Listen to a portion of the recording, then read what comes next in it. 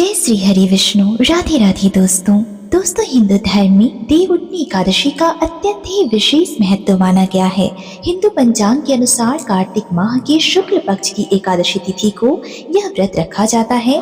इसे देवोत्थान एकादशी या प्रबोधिनी एकादशी के नाम से भी जाना जाता है।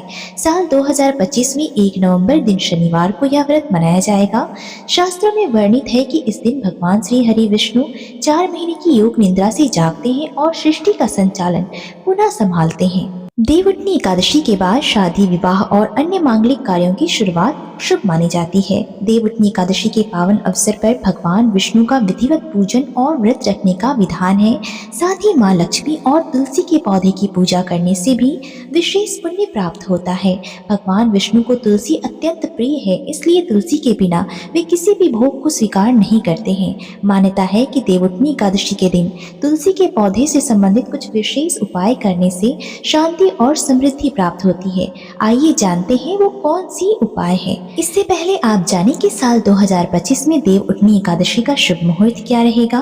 कार्तिक माह के शुक्ल पक्ष की एकादशी तिथि 1 नवंबर की सुबह 9:12 पर आरंभ हो रही है, जो कि 2 नवंबर की शाम 7:32 पर समाप्त होगी। ऐसे में देवउठनी एकादशी का व्रत गृहस्थ लोग 1 नवंबर को और वैष्णव संप्रदाय के लोग 2 नवंबर को रखेंगे। आपको बता दें कि देवउठनी एकादशी के दिन यदि कुछ विशेष उपाय किए जाएं तो भगवान विष्णु और माता लक्ष्मी की कृपा प्राप्त होती है और जीवन में सुख समृद्धि का वास होता है।